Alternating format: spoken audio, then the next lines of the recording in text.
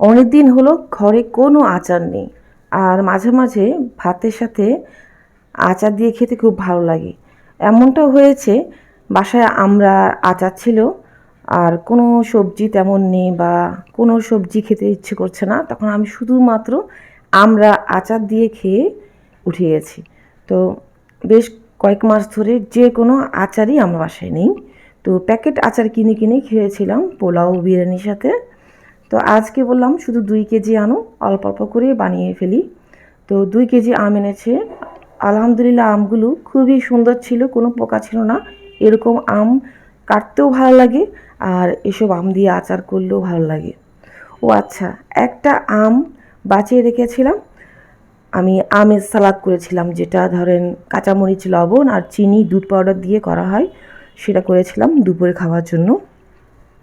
আচ্ছা, সে যাই হোক, তো আমগুলো আমি লবণ পানিতে পরিষ্কার করেছি আগে, অর্থাৎ আধা ঘন্টা ভিজিয়ে রেখেছি লবণ পানিতে। এরপরে ভালোভাবে ধুয়ে রোদে শুকিয়েছি সারাদিন। তো রাতের দিকে আচারগুলো করতে আসলাম, প্রায় 10টা বাজে এখন।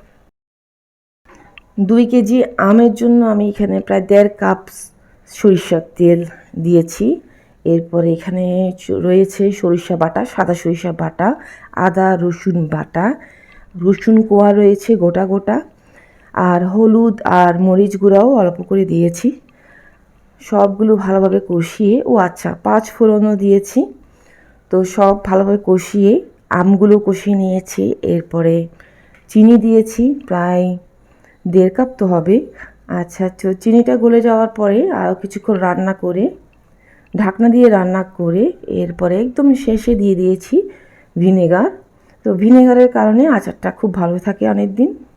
প্রায় 50% আচার আমি রাতে করে রেখেছিলাম, যেহেতু রাত করে আচার বানাতে বসেছি, তাই বাকি আচারটা সকালে করলাম। একটি সিক্রেট মশলা করেছিলাম, মানে সিক্রেট মশলা মানে হচ্ছে কি, এটা আচারের জন্যই করা। তো এই মশলাটাও আমি মিশিয়ে দিলাম, সব মশলা একসাথে মিশিয়ে দিয়েছি, একটু বাড়তি রেখে দিই নাই। তো এই মশলাটার কারণে আচারটা খুবই টেস্টি হয়, আর ভালোই লাগছে এখন গন্ধটা, যখন আমি গুঁড়া পাউডারগুলো মিশিয়েছি। এইভাবে আরও 5 মিনিটের মতো রেখে দিব। এরপর একদম ভালোভাবে ঠান্ডা করে বয়ামবন্দি করেছি। গতবার আমি মনে হয় একটু ঠান্ডাটা কম করেছিলাম, কিছুটা তো হবে ভুল। কিছুদিন পরে দেখলাম আচারগুলো গন্ধ গন্ধ হয়ে গিয়েছে। তো হয়তো নতুন বাসায় এসেছিলাম, এই কারণে আমি মন দিতে পারিনি, বাসা গুছানোতে ব্যস্ত ছিলাম, এরকম কিছু হতে পারে। যাই হোক, তো আজকে তো আমের আচার করলাম, আর বাসায় বেশ কিছু কাঁচামরিচও রয়েছে। কাঁচামরিচের আচারও কিন্তু খেতে অনেক মজা। দেখি একদিন সময় বের করে কাঁচামরিচগুলোকে আচার করে নেব। ইদানিং খুব সস্তা যাচ্ছে কাঁচামরিচ, আর ভাতের সাথে এরকম কাঁচামরিচের আচার খুবই মজা। যারা কখনো আগে খেয়ে দেখেননি, কাঁচামরিচের আচারটা একবার ট্রাই করতে পারেন। তো এই ছিল আমার আজকের সুইট মোমেন্টের কিছু মুহূর্ত। আপনাদের কেমন লাগলো জানাতে ভুলবেন না কমেন্টে। আর যারা নতুন দেখছেন আমার এই ভিডিওগুলো, আমার চ্যানেলটিকে সাবস্ক্রাইব করে আমাকে সাপোর্ট করবেন আশা করছি। আর সেই সাথে যারা ফেসবুক থেকে দেখছেন, পেজটিকেও ফলো দিতে ভুলবেন না।